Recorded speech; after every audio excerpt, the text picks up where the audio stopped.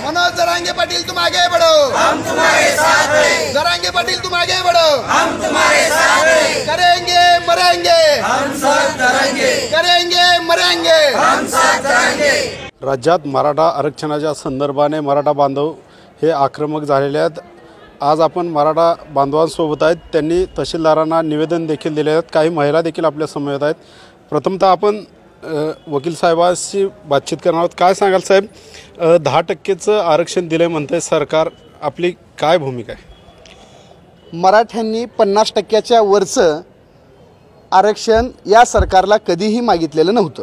का तर मागच्या 1.5 ते 2 वर्षापूर्वीच या सरकारनं दिलेलं 13% आरक्षण मान्य सर्वोच्च न्यायालयानं रद्द केलं।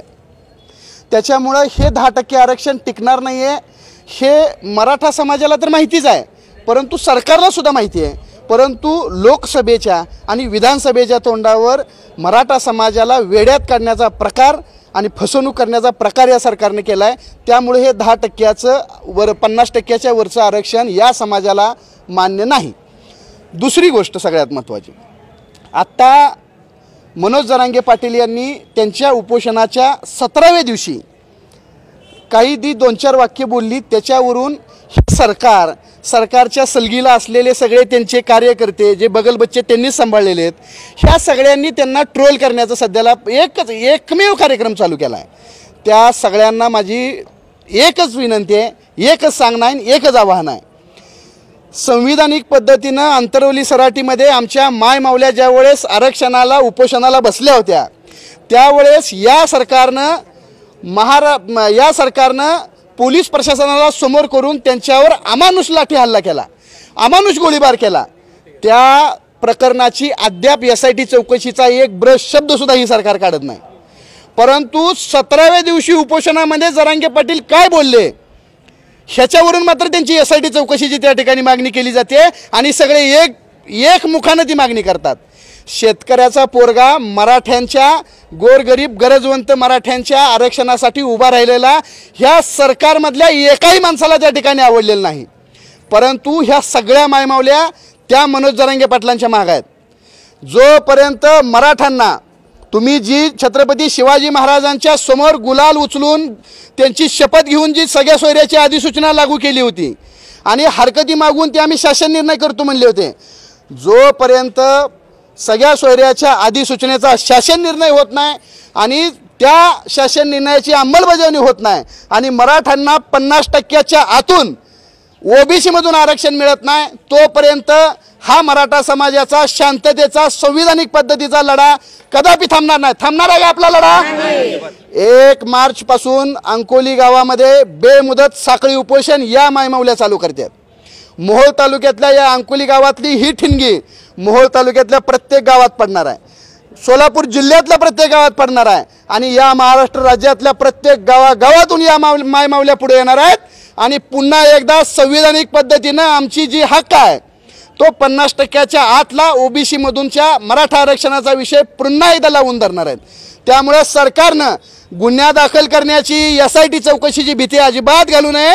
ही प्रत्येक शिवाजी महाराज जन्माला घालणारे ह्या सगळ्या मायमावल्या आहेत, त्यामुळे त्यांना ह्या केसेसची वगैरे अजिबात भीती वाटत नाही। सरकारनं लक्षात ठेवावं की 5 वर्षांनी सत्ता बदलते आणि जनता ही या सरकारची मालक असते।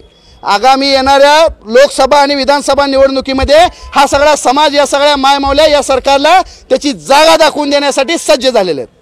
आपण जर पाहिलं तर एकीकडे मराठा बांधवांची OBC मधून मागणी होत होती आणि त्या मागणीला मराठा समाजाचे जे काही आमदार होते ते पाठिंबा देखील देत होते, आंदोलनात देखील सहभागी होते। परंतु सभागृहात विशेष अधिवेशन घेऊन आरक्षणाच्या संदर्भाने कायदा होत असताना त्या ठिकाणी त्यांनी विरोध देखील केला नाही। त्यांच्या भूमिकेकडे कसं बघता? मुळात एक प्रश्न लक्षात घेतला पाहिजे की मराठा समाजाच्या आरक्षणाचा प्रश्न हा गरजवंत मराठ्यांचा प्रश्न आहे, तो प्रस्थापित मराठ्यांचा कधीही नव्हता। विधानसभेमध्ये जे बसलेत, लोकसभेमध्ये जे बसलेत ते आमचेच नालायक आणि हरामखोर प्रस्थापित आहेत आणि म्हणून त्यांनी मराठा आरक्षणाची, आमची सगळ्या सोयऱ्यांची 50%च्या आतून OBC आरक्षणाची मागणी त्यांनी लावून धरली नाही।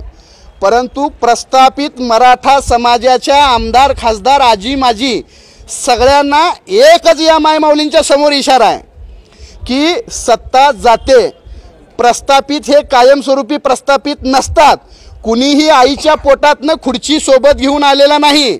त्यामुळं ज्या मायमावल्याने तुम्हाला जन्म दिलाय आणि तुम्ही प्रस्थापित झालात त्या मायमावल्या तुम्हाला येत्या लोकसभा आणि विधानसभा निवडणुकीमध्ये तुमची जागा दाखवतील आणि गरजवंत मराठ्यांच्या आरक्षणाच्या प्रश्नी तुम्ही तोंड न उघडल्याचे परिणाम तुम्हाला 100% भोगावे लागतील का नाही?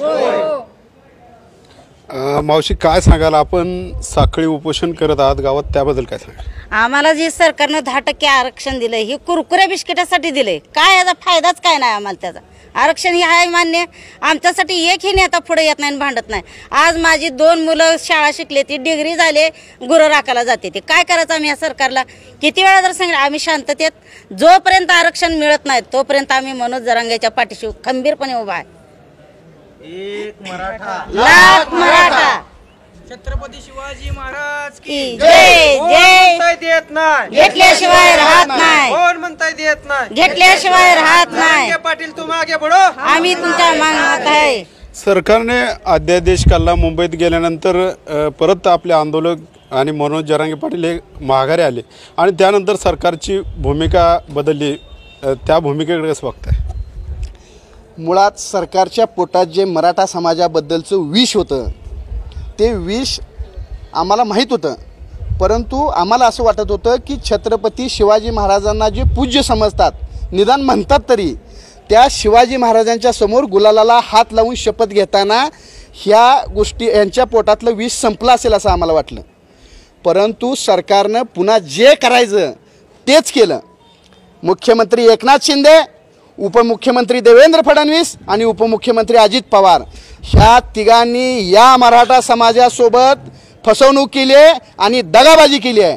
छत्रपती शिवाजी महाराजांच्या समोर घेतलेल्या गुलालाच्या शपथीला हे जागलेले नाही आहेत. त्यामुळं मराठा समाज ह्या मुख्यमंत्री एकनाथ शिंदेंना, उपमुख्यमंत्री देवेंद्र फडणवीसांना आणि उपमुख्यमंत्री अजित पवारांना त्यांची जागा येत्या लोकसभा आणि विधानसभा निवडणुकीमध्ये दाखवल्याशिवाय शांत बसणार नाहीत.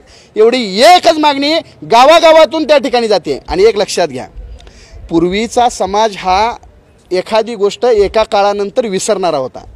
मराठा समाजाला ओबीसीमधून 50%च्या आतून आरक्षण मागणी असताना वरचं 10% आरक्षण दिलेलं आणि फसवणूक केलेली जखम आज भळबळते. ती जखम मराठा समाज कधीही विसरणार नाही. आणि जोपर्यंत ज्यांनी फसवणूक केली आहे त्या फसवणूक करणाऱ्यांना त्यांची जागा दाखवल्याशिवाय हा समाज शांत बसणार नाही. एवढा एकच इशारा लोकसभा आणि विधानसभेच्या तोंडावर या समाजाकडून या सरकारला. आपण जर पाहिलं तर जे सरकारनं 10%चं आरक्षण दिले ते त्या सरकारने आमची फसवणूक केलेली आहे आणि हे न्यायालय टिकेल की नाही याबाबत देखील शंका उपस्थित केली जात आहे. परंतु येणाऱ्या ज्या लोकसभा आणि विधानसभेच्या निवडणुकीत या सरकारला किंवा या राजकारण्यांना धडा शिकवू अशी भूमिका देखील या बांधवांनी घेतलेली आहे. जे गुन्हे दाखल झालेले आहेत त्यावरून सुद्धा हे बांधव आक्रमक झाले असल्याचं पाहायला मिळते. Ashok Kamble, max, Maharashtra news, Solapur.